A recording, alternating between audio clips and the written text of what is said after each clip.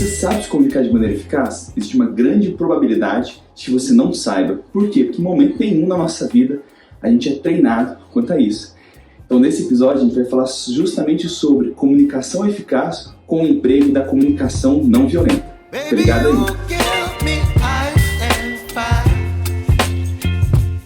Então pessoal, nesse episódio a gente vai falar sobre a utilização da comunicação eficaz.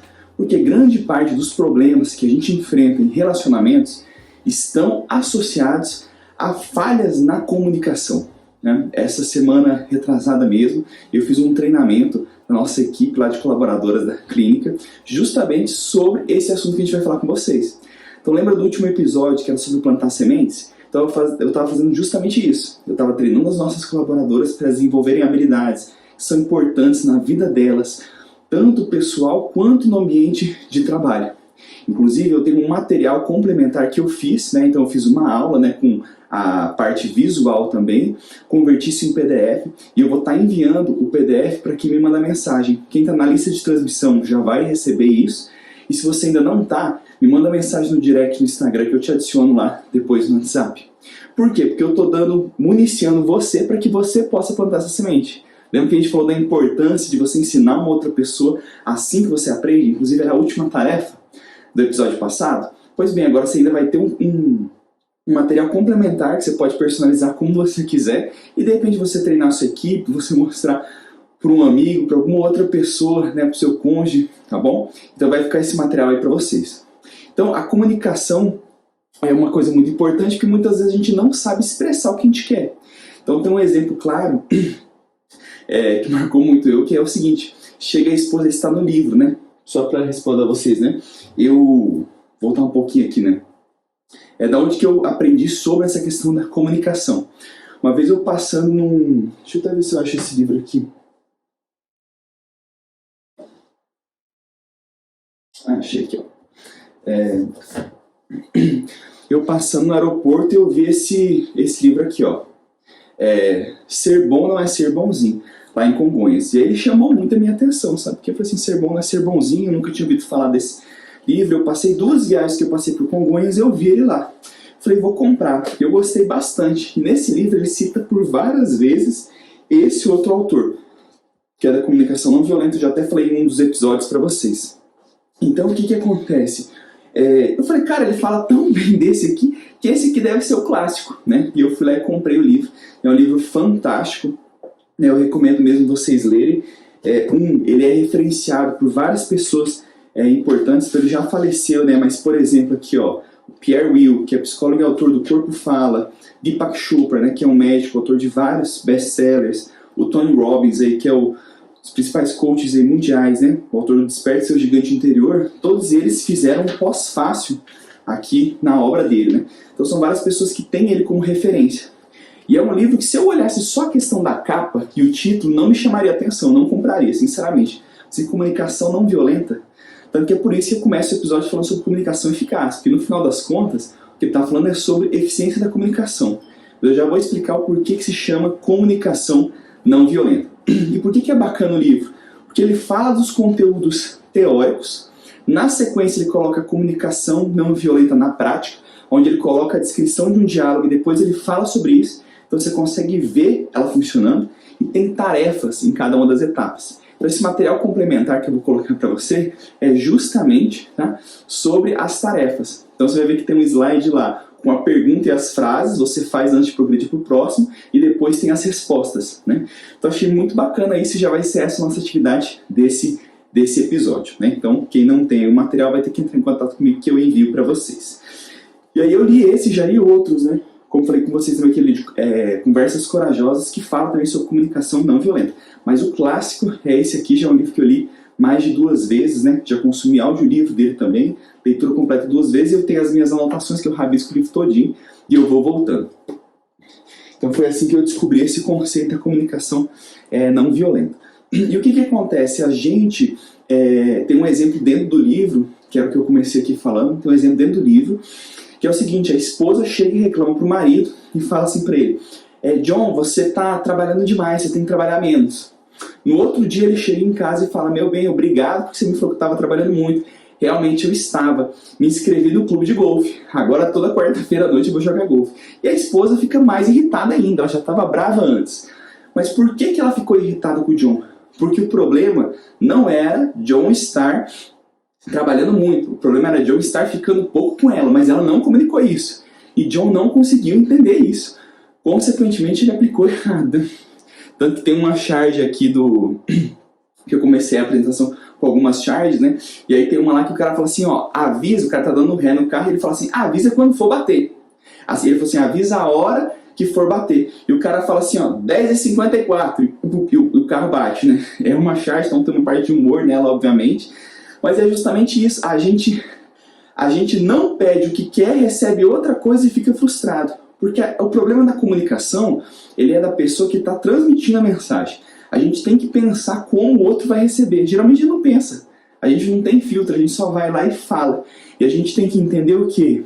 Que as palavras machucam. Quem não ficou magoado alguma vez por um comentário de algum parente, de algum amigo, de algum colega? E muitas vezes não é a intenção da pessoa magoar. Muitas vezes as pessoas fazem comentários porque é cultural. Por exemplo, fazer chacota entre grupo de amigos. Eu mesmo era uma pessoa que fazia isso porque culturalmente no grupo de amigos era fazer graça pro outro. Né? Hoje eu vejo que de repente a gente faz certos comentários que por mais ingênuo que seja, a gente acaba magoando o outro. Ou por exemplo, a pessoa ela tem um bloqueio, por exemplo, de autoimagem, tem um bloqueio com a questão física. Chega uma pessoa e comenta assim, ei fulano, você engordou, hein? A pessoa ficou ofendida. Mas será que o outro que falou tinha essa intenção? Então lembra que a gente tem que cuidar muito das sementes que a gente planta, tudo aquilo que sai da nossa boca, tudo aquilo que a gente faz, a gente tem que pensar, eu estou fazendo para acrescentar ou estou fazendo para denegrir? Se a gente tem dúvida, às vezes o melhor é você não falar. Porque lembra, assim, aquilo que você é dono, você é escravo daquilo que fala e é dono daquilo que cala. Né?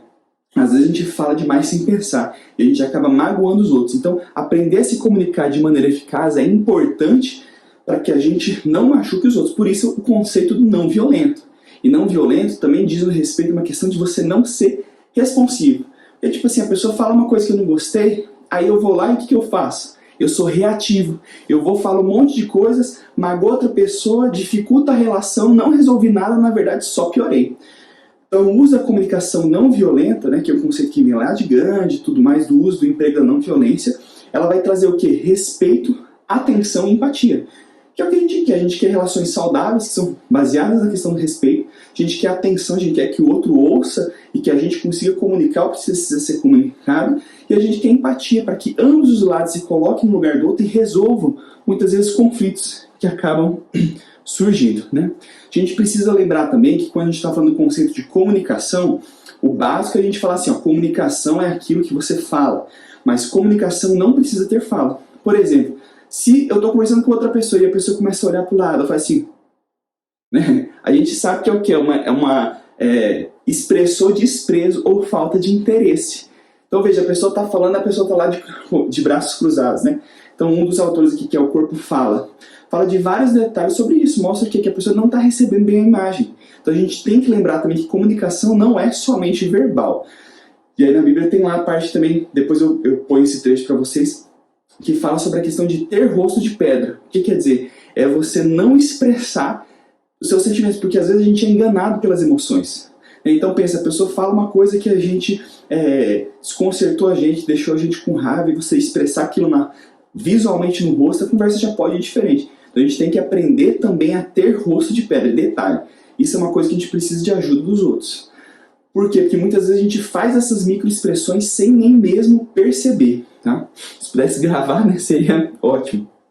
E a comunicação não violenta, ela se baseia em basicamente 4 princípios, tá? São 4 etapas também, que é observação, avaliação do sentimento que vem em frente àquela ação, a necessidade que está sendo ou não está sendo atendida por esse sentimento e um pedido. Então são 4, observação, sentimento, necessidade e pedido. Tá? Que basicamente o que é a comunicação não violenta? É se expressar com sinceridade e receber com empatia. Então quando a gente está falando de utilizar as habilidades da comunicação não violenta, não é somente o que eu estou falando, é como eu ouço também. Porque a gente tem que entender que por mais que a gente também aprenda, né, sobre esses recursos, Muitas pessoas que a gente vai trabalhar não vão ter isso, é o que eu fiz na chamada do episódio. Será que a gente sabe se comunicar de maneira eficaz? Então, quando alguém está falando comigo e eu entendo esse contexto, eu também vou pensar assim, o que essa pessoa, qual é a necessidade dela? O que realmente eu posso ser feito para que a gente atinja esses objetivos de maneira empática e respeitosa para ambos os lados, né? Então, dentro dessas etapas, a gente tem aqui, ó, eu vou dar alguns exemplos, tá? Do que seria uma comunicação não eficaz e exemplos, né, de comunicação não violenta. Então, por exemplo, Tiago é um aluno problemático. Essa é uma comunicação não eficaz. Toda vez que a gente generaliza, depois eu vou aprofundar um pouco a mais, a gente tem grande chance de não estar sendo eficaz. É o que acontece quando a gente está com raiva. A pessoa vira e fala, você é um egoísta. Vamos lá, por quê? Ninguém é esse estado o tempo todo. A pessoa está. Então, por exemplo, assim, Tiago é um aluno problemático. A gente encaixotou ele e falou que ele é problemático o tempo todinho. Esse é o problema quando a gente vira para um filho também e fala para ele, você é mal criado. Você está encaixotando ele na mente dele também, né? E já colocando bloqueios lá dentro, que ele vai entender que ele é bloqueado, né? Que ele é problemático, que ele é mal criado. E na verdade, às vezes, uma ação que ele fez que mostrou isso, então era naquele momento. Então, por exemplo, nesse aqui, ó, Tiago é um aluno problemático. Como que seria um exemplo de utilização da comunicação não violenta? Ó? Tiago, às vezes, tem um comportamento agressivo. Isso pode causar problema. Então, é às vezes, em determinado cenário, né? Então, aqui, ó, nós ficamos tristes quando você tira notas ruins, né? Por exemplo, falou pro filho. Então, veja, está colocando uma carga de responsabilidade emocional muito grande no filho. Como se o filho fosse responsável pelos sentimentos dos pais, sendo que cada um é responsável pelos seus sentimentos. A gente vai aprofundar um pouquinho sobre isso, tá? Então aqui, ó, nós reparamos que as suas notas não estão muito boas. Você poderia nos dizer se existe algum problema que está atrapalhando o seu desempenho escolar? Então veja aqui, é uma comunicação voltada para a resolução do problema, né? Aqui, ó, João vive deixando os estudos para depois. Vive deixando, tá falando que é uma condição que o tempo todo é assim. Será que é assim mesmo? Sendo que é uma comunicação não violenta, seria assim, ó. João sempre estuda na véspera da prova, né? Por quê? Porque a primeira etapa, agora a gente vai destrinchar, a primeira etapa da comunicação não violenta é observar sem avaliar. A gente tem um contexto já nosso onde a gente tende a ser julgador. A gente tende a classificar as coisas em bom ou mal, a gente é o dono da razão e a gente sabe o que é certo ou não. Então muitas vezes a gente emite opiniões ou emite frases, né, se comunica já tendo juízo de valor sobre determinada coisa, né, e já deixando explícito ou implícito se aquilo ali é bom ou não. Então quando que a gente faz essas avaliações? Ó? Então aqui, ó, toda vez que a gente utiliza o verbo ser, sem indicar que o avaliador se responsabiliza pela avaliação. Então assim, ó, você é generoso demais, porque a gente falou aqui de caracterizações ruins, né? Mas se eu falar também assim, ó, você é generoso demais, também não é uma comunicação eficaz. Porque será que a pessoa é generosa demais o tempo todo? Não, né? Olha como que seria uma avaliação sem julgamento, né? Quando vejo dar aos outros todo o dinheiro do almoço, acho que está sendo generoso demais. Então essa parte de observação, ela é o quê? É você não fazer julgamento, você não generalizar, você não responsabilizar o outro, não fazer juízo de valor. É basicamente falar sobre o fato em si, né? Então aqui, ó, usar verbos de avaliação, verbos que conotem a avaliação. João vive deixando as coisas para depois. A gente já falou sobre isso, né? Vive é como se fosse genérico, né? Amplo. A gente tem que ser bem específico para falar do fato. Aqui, ó, confundir previsão com certeza. Então aqui, ó, se você não comer comida saudável, sua saúde será prejudicada. Será que vai mesmo, né? Então assim, é previsão, não é certeza. Então como que seria de maneira eficaz para comunicar? Se você não comer comida saudável, sua saúde talvez seja prejudicada. Outras coisas também, colocar advérbios e adjetivos de um modo que não identifique uma avaliação. Por exemplo, Carlos é feio, né? Sendo que o adequado seria a aparência de Carlos não me atrai. Por quê? Porque é subjetivo. Pode ser feio para uma pessoa, pode ser lindo para outra. A mãe pode achar lindo, né? Então aqui são alguns exemplos dessa comunicação. Então basicamente a gente olhar a questão de fatos. Eu vou pegar aquele exemplo inicial lá para falar para vocês, que era aquele da esposa, né? Então o marido trabalhava, ela fala assim, ó, você trabalha demais, você tem que trabalhar menos. Isso faz uma avaliação, que você trabalha demais, tem que trabalhar menos, tá falando que é pejorativo e tá falando que todas as vezes, a vida toda da pessoa trabalhar muito. Como que seria uma avaliação sem julgamento? nessa comunicação. Seria assim: John, nessa semana, por 3 dias consecutivos, você chegou após as 20 horas da noite. Ela não está falando se isso é bom, se isso é ruim, né? Não está fazendo juízo de valor, não está generalizando, está falando de um fato. Então falou que os 3 últimos dias têm chegado tarde em casa, depois das 8 da noite. Essa é a primeira etapa, tá? O que é a segunda etapa? É avaliar o sentimento, como a pessoa que está comunicando se sente frente a essa observação que foi vista. E a gente tem que saber distinguir entre sentimento, pensamento e opinião acerca do comportamento do outro, tá? Então vamos lá, o que é essa opinião acerca do comportamento do outro? É responsabilizar o outro pelo sentimento. Por exemplo, eu estou desapontado, eu estou diminuído, eu me sinto manipulado, negligenciado. Veja que não tem como eu me sentir negligenciado. Negligenciado é uma ação que vem por conta de uma ação de terceiro. E isso não expressa claramente o sentimento com o qual a pessoa realmente sente. Isso aqui é a parte mais confusa da comunicação não violenta. Por quê? A gente não tem clareza sobre a diferença entre as emoções, os sentimentos e os pensamentos. Por quê? Porque a gente não aprende sobre isso. Eu mesmo tinha uma confusão muito grande porque eu tinha uma mochila com poucos sentimentos que eu conseguia descrever. Basicamente era felicidade, tristeza e raiva. E quantas vezes a pessoa não confunde, por exemplo, a pessoa está frustrada e ela confunde com raiva.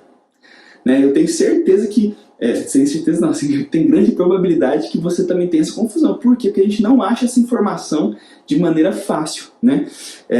Então é bacana aqui no livro, e por isso que é um livro denso que a gente tem que ler mais vezes. Por quê? Toda vez que eu leio o livro, eu vou absorver um conteúdo diferente, vou aplicar, e a próxima vez que eu leio, eu vou ver outros pontos que estão falhos e eu vou melhorando nisso, né? Então, por exemplo, os sentimentos, eles surgem basicamente quando necessidades nossas são atendidas ou não. Então, por exemplo, quando as nossas necessidades são aceitas, quais são os sentimentos que a gente pode ter? E tem uma lista bem grande, que eu vou colocar depois, né? Tá lá já, na verdade, o material para quem for ter acesso, né? Então a gente pode se sentir confiante, confiável, equilibrado, feliz, empolgado, fascinante, gratificado, seguro, útil, tranquilo. E a gente tem a lista aqui dos sentimentos quando não foram atendidas as necessidades, que pode ser sentir bravo, cansado, descontente, encabulado, enojado, entediado, culpado, deprimido. Aí tem uma gama muito grande, né? Mal-humorado, magoado, ressentido, rejeitado. Então, aqui eu vou pegar até o exercício aqui, ó. Que ele fala aqui, ó, para fazer um círculo, né, que vocês vão receber aí, em frente das afirmações que correspondem a um sentimento expresso verbalmente. Então a pessoa fala assim, ó, acho que você não me ama. Foi um sentimento expresso verbalmente? Não, porque está falando do sentimento do outro e não do que a pessoa fala. Então, para se comunicar de maneira eficaz, primeiro é fazer uma observação e outra coisa é falar sobre como a pessoa se sente, a responsabilidade dela. Sentimento é sempre responsabilidade nossa, né? Então aqui a segunda afirmação, estou triste porque você está indo embora. Tá falando que eu estou triste, tá falando assim, ó, você me fez ficar triste porque eu estou indo embora. Não, eu estou triste porque você está indo embora. Tá falando um sentimento que é a tristeza. Fico assustada quando você diz isso. Tá se responsabilizando e tá falando um sentimento. Aqui, ó. Quando você não me cumprimenta, sinto-me negligenciado. Veja, está responsabilizando o outro, está falando uma coisa frente à ação do outro. Então não é uma expressão clara do sentimento. Vamos pegar o exemplo então lá da esposa e do John, né? Então ela primeiro avaliou um fato. Falou assim, John, os últimos 3 dias consecutivos você trabalhou até mais tarde e só chegou depois das 20 horas. Eu me sinto sozinha porque eu fico com as crianças em casa. Então eu me sinto solitária.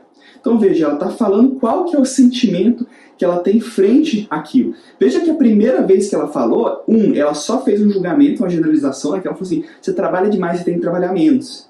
Né? E ela não expressou nada do sentimento. Por que é importante falar do sentimento?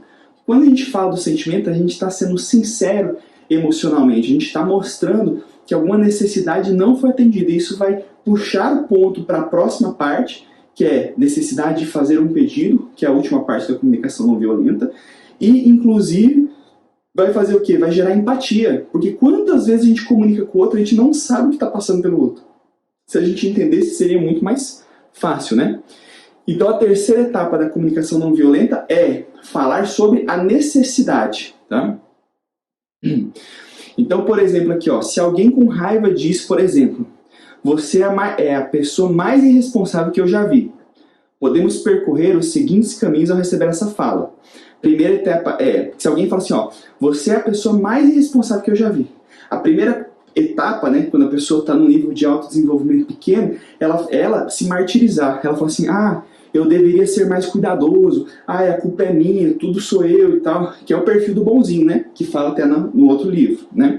Esse é o primeiro nível, quando alguém expressa uma questão de julgamento. A segunda é, você não tem o direito de dizer isso. Estou sempre me esforçando por aqui. Então, a primeira etapa é a pessoa assume tudo que os outros falam como verdade, e ela fica magoada, e a pessoa se culpa. A segunda etapa é o seguinte, você não tem direito de falar isso, a pessoa está na defensiva, né? Então, por exemplo, a pessoa que é o bonzinho, que está nessa primeira classificação, quando ela chega nessa segunda, o que ela faz? Ela costuma a ter uma comunicação muito responsiva e tende a ter, às vezes, até uma comunicação violenta, né? Que é justamente que um despertar de raiva, né? A terceira etapa, né, do desenvolvimento seria, aqui ó, quando escuto você dizer que sou uma pessoa mais irresponsável, eu fico magoado, porque preciso de algum reconhecimento dos meus esforços em cuidar das coisas. Então veja que aqui já está tendo uma comunicação não violenta, é o terceiro estágio. Porque a pessoa falou do fato, a pessoa falou como que se sente, falou da necessidade que tem, né? Então isso aqui ó, mostra, né, uma conscientização do estado atual do sentimento de mágoa e que deriva de uma necessidade de ser reconhecido. Veja, aqui a gente já vê que tem uma comunicação mais eficaz, mas ela não está voltada para a resolução do problema.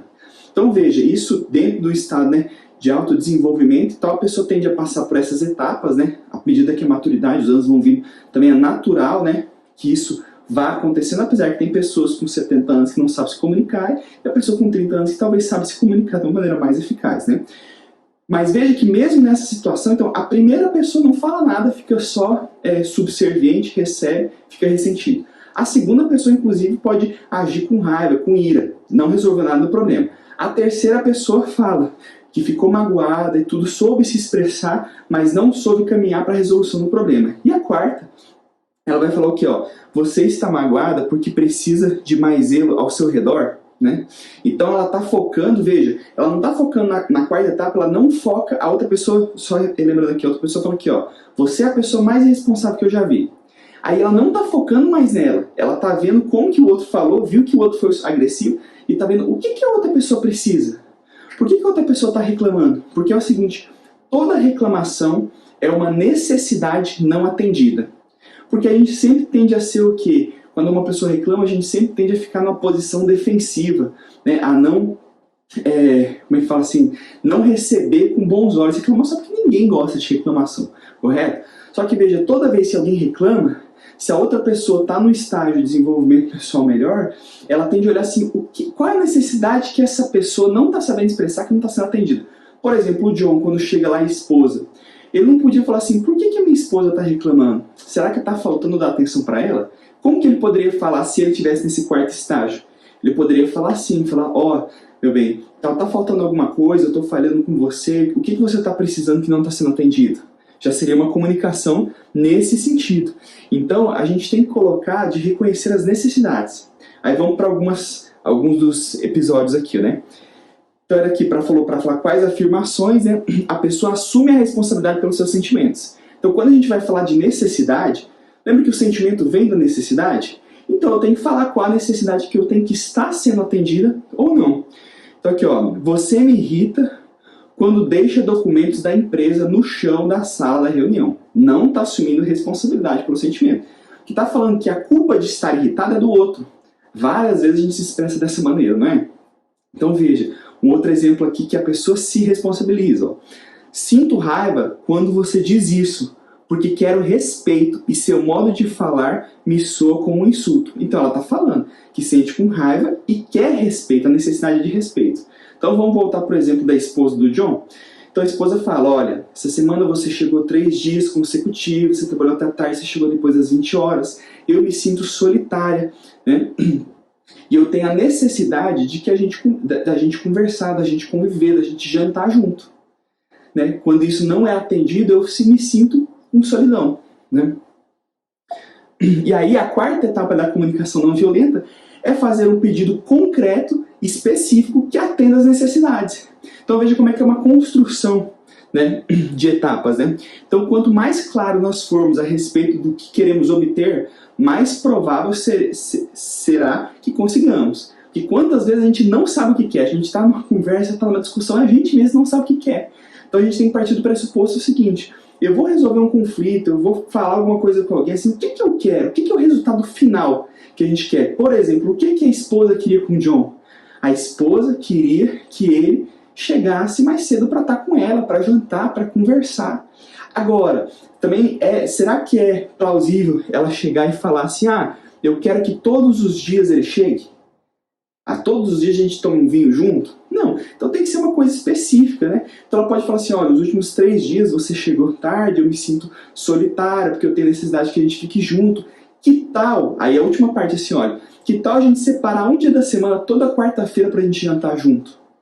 Você chegar em casa às 18 horas.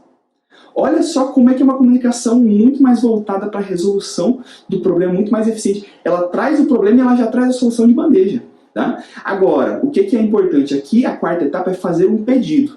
A gente tem que saber diferenciar também pedido de ordem. Porque quando a gente faz um pedido, o outro pode falar sim ou não. Por exemplo, o marido pode falar assim: meu amor, não tem como, porque eu estou fazendo um projeto muito grande agora, a gente tem que pagar a hipoteca da casa e eu preciso realmente fazer isso.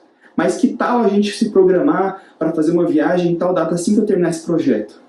Veja, também está se comunicando de maneira não violenta e eficaz, porque cada um está mostrando os seus pontos de vista. Porque às vezes a esposa também não estava consciente dessa etapa, desse novo projeto do serviço, por exemplo, né? Então a gente tem que lembrar que quando a gente faz um pedido também, o outro tem total direito de aceitar ou não aceitar, né? Por isso que é a questão da empatia. Né? E a gente também tem que cuidar nessa questão da comunicação não violenta, porque é um processo. Né? Então, assim, será que a gente sempre vai fazer adequado? Não. Eu mesmo ainda tenho muitas falhas, mas eu comparando comigo mesmo, eu estou acima da minha média antiga. Por quê? Porque eu vejo que cada vez que eu li o livro, eu fui lá, eu coloquei em prática, eu ensinei outras pessoas, eu fui treinando isso, eu reli minhas anotações do livro, eu ouvi o audiolivro, a gente vai cada vez masterizando. Porque a pessoa pode falar assim: ah, mas é muito difícil você virar e falar, tem que elaborar tudo isso, é difícil porque a gente não tem costume. Ter bons relacionamentos dá trabalho, é difícil. Aí cabe a você, se você quer ter bons relacionamentos, quer comunicar de maneira eficaz ou não. Que é aquela frase, né? É justo que muito vale aquilo que muito custe. Realmente é diferente você se comunicar de maneira elaborada, porque você tem que elaborar, tem que passar por essas 4 etapas. Né? Você tem que pensar antes de falar, você tem que estudar, você tem que exercitar, realmente dá trabalho. Mas é isso aí, você quer estar acima da média ou não? Então faz as atividades aí que vão estar aí no PDF para vocês. Um abraço!